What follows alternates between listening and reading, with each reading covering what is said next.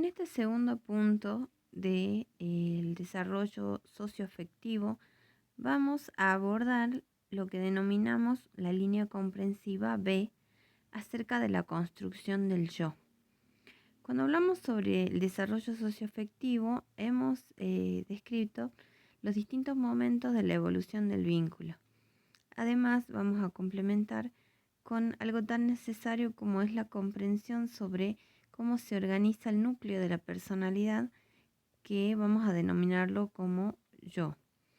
En una de nuestras clases habíamos visto qué elementos constituyen aquellos que denominamos yo y cómo se da la experiencia de mismidad alrededor de este complejo funcional, podríamos denominarlo.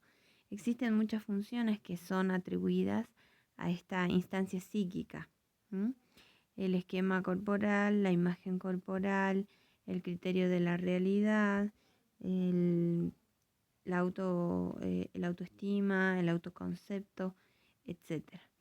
Toda la integración de las sensaciones, de las percepciones acerca de lo que uno es y el lugar que ocupa en el espacio son atribuidas a la gestión del yo. Para reconocer cómo se produce o cómo se va formando, cómo se construye, cómo se organiza esta instancia, vamos a tomar aporte de tres líneas teóricas. Por una parte, los aportes de la teoría de los organizadores de René Spitz, el estadio del espejo de Jacques Lacan y los aportes de John Bowlby con la noción de apego. Sobre la teoría de los organizadores de René Spitz, vamos a reconocer la existencia de dos conceptos fundamentales para comprender este desarrollo teórico. Por una parte, la idea de organizador y por otra parte, la idea de estadio. Un organizador viene a constituirse como un catalizador de la experiencia. Existen determinadas líneas del desarrollo que confluyen en una sola: desarrollo motriz, desarrollo cognitivo, desarrollo afectivo, que confluyen en una sola y por el principio de organización van a dar lugar al surgimiento de lo que denominamos un organizador de la experiencia. A su vez, este organizador va a permitir nuevas actividades, va a dar inicio y va a dar indicio de aquello que se reorganiza en las distintas líneas del desarrollo. Entonces, un organizador es donde confluyen las experiencias previas, los logros en el desarrollo, es un marcador, un organizador, y que luego va a dar lugar a otro tipo de experiencias. Por eso también hablamos de un catalizador. Este organizador nos va a marcar un punto específico en el desarrollo y va a articular los distintos estadios que son parte de esta teoría. En un primer momento, desde el nacimiento de un sujeto, de un niño, nos encontramos en un estadio anobjetal. El concepto de anobjetal quiere decir o remite a la idea de sin objeto. Como no hay un sujeto constituido como tal, sino que hay una experiencia subjetiva en dependencia y relacionada a la experiencia de la madre o función materna, pero no la de un sujeto que se reconoce como tal, un sujeto diferenciado de su función materna. Eso todavía no lo encontramos. Como no existe esta experiencia, tampoco existe la noción de objeto de amor. Objeto de amor es aquello que el sujeto ama, a donde dirige su libido, a donde dirige su energía psíquica. En este momento, el sujeto está confundido con su madre, con aquel ser que garantiza su supervivencia. Por lo tanto, hablamos de un estadio anobjetal. Hacia el tercer mes vamos a reconocer el surgimiento de un primer organizador, que es la sonrisa social. Para entender la sonrisa social tenemos que especificar que durante el estadio no objetal un niño sí sonríe, pero sonríe por otros motivos, podríamos decirlo. Un bebé sonríe como respuesta refleja al bienestar que le causa la satisfacción de las necesidades.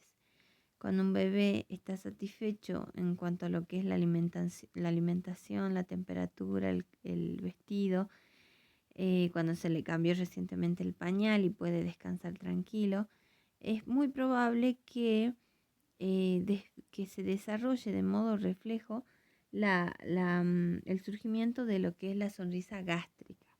La sonrisa gástrica entonces, y esto es correlativo a la predominancia de la conducta refleja en todas las líneas del desarrollo. La sonrisa gástrica es una sonrisa refleja.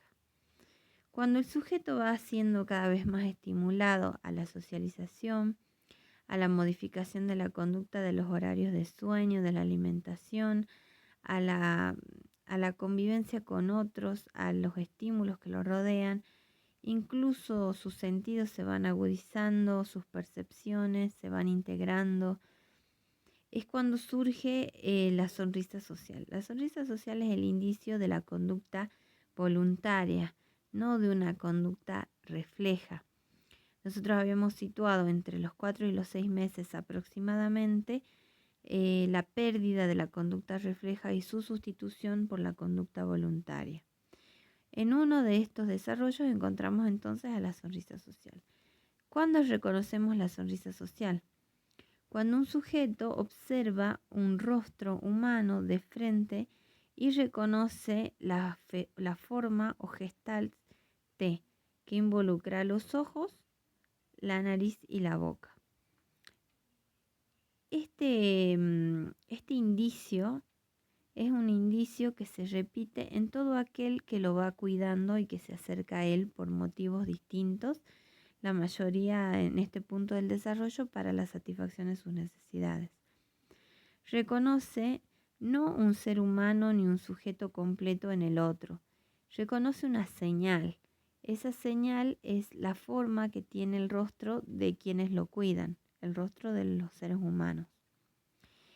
Y ante ese indicio responde con una sonrisa a todo aquel que se le acerca, no necesariamente solo a su cuidador, sino a todo el que se le acerca, porque le recuerda que los que cuidan tienen esa forma en su rostro. Más adelante, e iniciando el estadio del objeto precursor, gracias al surgimiento de la sonrisa social, nos encontramos con un avance en la integración de la idea del objeto de amor. A su vez, y desde que él va configurando a partir de sus experiencias y de sus percepciones los indicios de su yo, va a ir también delimitando y definiendo lo que es el objeto. La sonrisa social nos marca este indicio de objeto precursor. El objeto precursor es no el otro a quien amar, sino es la señal de que hay un otro a quien amar. Por eso hablamos de un objeto precursor. Finalizada el estadio del objeto precursor, nos encontramos con un segundo organizador que se denomina angustia del octavo mes. La angustia del octavo mes nos señala la noción que ha adquirido el niño acerca de que existe alguien entre todos los cuidadores, uno por preferencia, la función materna o aquel con el que tiene una unión particular, aquel con el que su vínculo es muy particular y único. Decimos que un niño manifiesta angustia de octavo mes cuando observamos que ante la presencia de extraños llora. Cuando su cuidador principal o función materna se va, entra en crisis o llora. A un niño al que le gustaba sonreír e interactuar con todas las personas que lo rodeaban, de repente se lo observa angustiado, lloroso, enojado, molesto, cuando percibe que su cuidador principal se va o que hay otras personas además de su cuidador principal. Esta angustia del octavo mes nos señala que un sujeto ya ha reconocido que su objeto de amor, otro sujeto, su cuidador, es diferente del mismo y que como tal, como otro diferente, puede no estar, puede irse sin tener noción de cuándo va a volver. Por eso es que se observa la angustia en un niño de esta edad. Esto da inicio a lo que denominamos el estadio de la relación de objeto. Ya reconocemos un yo organizado que se distingue del yo del sujeto que lo cuida.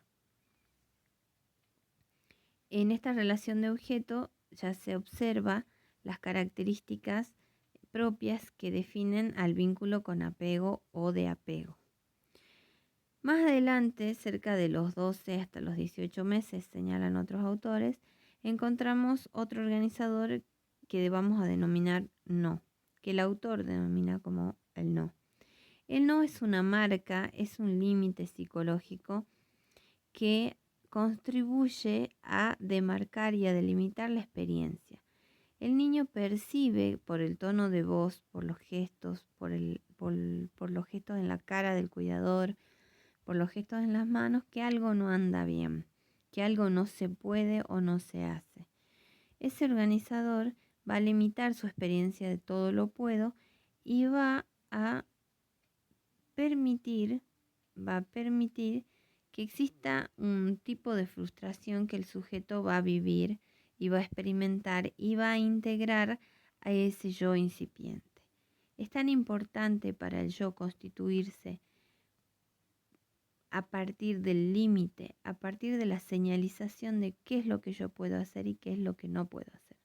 Eso también forma parte de lo que es la experiencia yoica.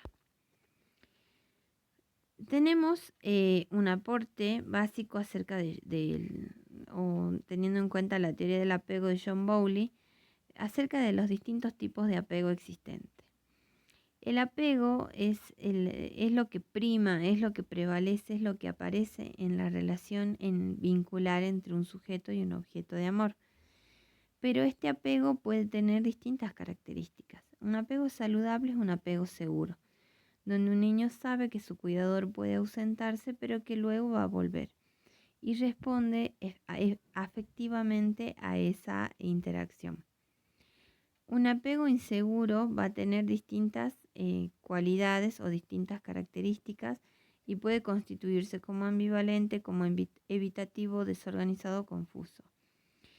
Lo cual va a depender de cómo responda un sujeto a la ausencia y al regreso de su cuidador. De forma ambivalente quiere decir que hay distintos valores. Te quiero y no te quiero. Te demuestro cariño, te demuestro rechazo. Un apego evitativo en el que un sujeto, un bebé, un niño, está pendiente del regreso de su cuidador, pero cuando llega evita estar cerca de él, evita interactuar, justamente porque ese apego no ha sido seguro y le genera temor a la pérdida, entonces prefiere evitar los contactos o la interacción. Y el más grave que encontramos es el desorganizado o confuso.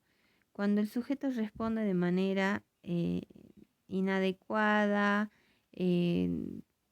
sin tener una línea de acción evidente, por eso hablamos de desorganización, conductas que generan crisis, confusiones, cuando el cuidador se va, cuando el cuidador regresa. Y en última instancia vamos a ver lo que es la teoría del espejo de Jacques Lacan. No olvidar que esto es una síntesis muy breve. Estas teorías tienen desarrollos bastante amplios, pero por una cuestión de tiempo estamos haciendo una síntesis, un recorrido a modo de organización de los aportes teóricos, porque la lectura ya está realizada la guía, así que simplemente es una organización de contenidos.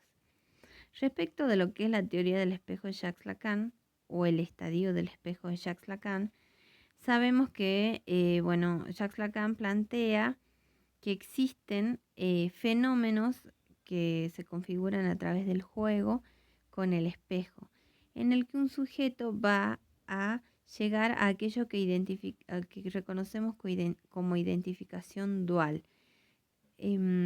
como núcleo central del yo. Paso a describir. Existen 3 momentos en este estadio del espejo. Observamos un sujeto que al principio se enfrenta al espejo pensando que hay otra persona en el interior o detrás, como si se tratara de una puerta transparente. Lo busca, intenta abrazarlo, intenta besarlo, así en varias ocasiones hasta que se da cuenta que su búsqueda es infructuosa y que no tiene resultados. En este momento el niño no reconoce que lo que está en el espejo es una imagen, sino que piensa que es una persona. Tampoco reconoce que es su imagen. En un momento posterior vamos a observar que el niño deja de buscar al otro que está detrás del espejo o que está adentro. Y se lo nota sorprendido frente a aquello que parece algo distinto a una persona. Se reconoce la existencia de una imagen, pero es una imagen que no es propia, que es de un otro. Gracias al desarrollo de la motricidad, de los sentidos y sobre todo a la influencia del otro, de la función materna, es que un sujeto puede llegar al tercer momento del estadio del espejo, donde el cuidador le plantea que eso que está en el espejo es una imagen y que esa imagen es su imagen. Qué importante es este avance, porque un sujeto que se reconoce, por eso hablamos de identificación dual, un sujeto que reconoce que su existencia, sus sensaciones, sus percepciones, toda su experiencia personal y su mismidad ocupa un lugar en el espacio que es su propio cuerpo, pero además puede representarse en una imagen fuera de su propio cuerpo, la imagen que le devuelve el espejo. Esta es una primera identificación sobre lo que yo soy y cómo me veo. Gracias al espejo nosotros tenemos una devolución de cómo somos y por este proceso de identificación dual, que es la consecuencia de atravesar el estadio del espejo, es que nuestro yo internaliza nuestra propia imagen corporal. Esta es la importancia de la teoría del espejo de Jacques Lacan.